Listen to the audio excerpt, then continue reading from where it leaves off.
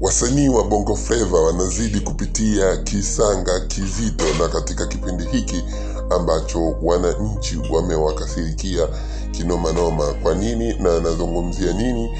Yote haya ungana nami mwanzo mwisho katika uchambuzi huu mdogo unaohusiana na tasnia ya mziki na wasanii wote kwa ujumla katika entertainment industry ya Bongo. Bwana, kama bado hujasubscribe channel hii, hakikisha unafanya hivyo, comment, share ili watu wengine wapate kujua zaidi kwamba nini kinatokea katika hii channel yetu nzuri. Bwana, kama umefuatilia katika siku 2-3 hizi, msanii wa Bongo Flava Juma Jux bwana alitoa ngoma kali. Kikweli ni ngoma kali sana, ni wewe mwenyewe ukitazama hivyo unaona mwamba amewekeza fedha, amewekeza location kali, video ina quality ya kutosha, ameenda studio, ametoa quality audio. Kwa hiyo jamaa alijipanga kutoa ngoma kali. Sasa nadhani jamaa alishindwa kujua wakati gani wa kutoa ngoma kali kama ile, maana kipindi kama hichi kuna bifu kubwa kati ya wananchi wa Tanzania na baadhi ya nchi jirani dhidi ya wasanii wa Tanzania kutokana na yale yaliyotokea hapo nyuma kuhusiana na mambo ya uchaguzi na vitu kama hivyo.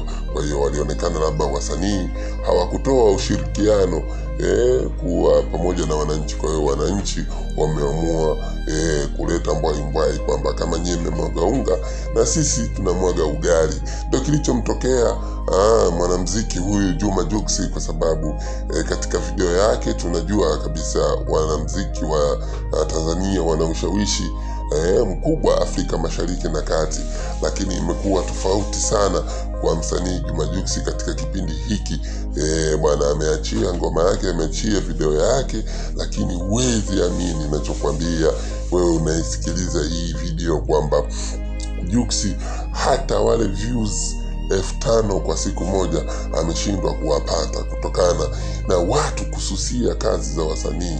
Bwana, sasa huu unaitwa ndio mnyoosho ambao wananchi na mashabiki wa burudani wanajaribu kuwapitisha wasanii ili kuwakumbusha kwamba wananchi au mashabiki wao ndio mabosi. Bwana, Jux alivyoona hivyo kwamba hichi kishakuwa kisanga, akaamua kuishusha video, yani namaanisha kuifuta kabisa ile video yake katika akaunti yake ya YouTube, kwa sababu wanaona mzee mzima nimeaibika hapa. Kwa hiyo sio noma, wananchi wakikuamulia bwana huwezi toboa. Kwa hiyo mimi nachoona wasanii tu wawe wapole, waache kwanza hasira za wananchi zitulie, alafu then wao waweze kutoa kazi zao na maisha yaendelee, na waunge mkono pale ambapo wanaona sahihi kuunga mkono wananchi, kwa sababu wananchi ndio wamewafanya wawe pale walipo. Bwana, kama bado hujasubscribe channel hii, hakikisha unafanya hivyo.